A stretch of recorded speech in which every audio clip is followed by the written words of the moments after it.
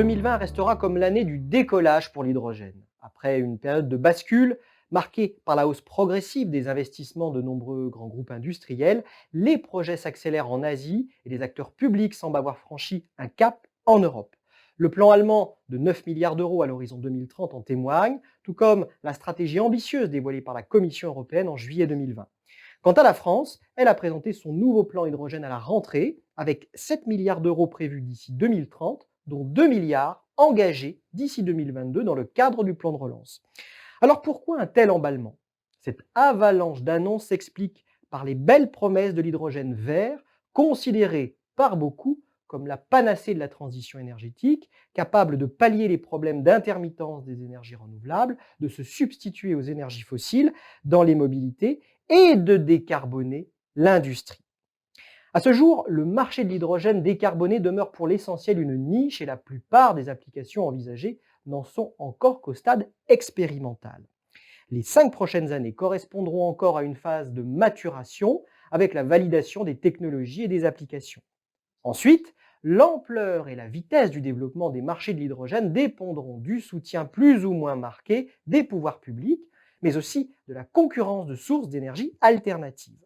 Selon l'étude Xerfi Precepta, l'industrie constituera le premier débouché en volume de l'hydrogène décarboné en Europe à moyen et long terme, d'une part en raison du remplacement progressif de l'hydrogène gris, c'est-à-dire carboné par de l'hydrogène bleu ou vert, et d'autre part en raison de l'essor de nouveaux usages pour l'hydrogène vert, en particulier dans la sidérurgie. Le deuxième grand marché, en plein essor, sera celui de l'hydrogène pour la mobilité. L'hydrogène vert s'impose en effet comme une brique indispensable pour décarboner les transports, en particulier les véhicules lourds, poids lourds, trains, avions. Son usage dans les voitures grand public semble lui bien plus incertain et la voiture à hydrogène devrait rester une niche pour sans doute les 10 prochaines années. Sur un marché émergent comme l'hydrogène, la plupart des grands groupes internationaux peuvent prétendre à des parts de marché importantes, à condition d'investir massivement, notamment en recherche et développement. La France compte plusieurs entreprises internationales ambitieuses et bien positionnées, comme Air Liquide, numéro 2 mondial actuel de la production d'hydrogène gris, derrière son concurrent allemand Linde. L'énergéticien Engie a également tous les atouts pour devenir un leader des nouveaux marchés de l'hydrogène.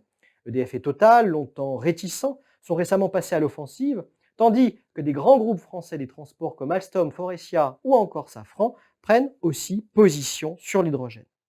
Parmi les spécialistes de l'hydrogène, les acteurs français sont plutôt en retard sur la concurrence internationale. Les espoirs de futurs champions se concentrent sur McPhy dans les électrolyseurs, Symbio dans les piles à combustible et Powidian et Hydrogène de France concernant les intégrateurs.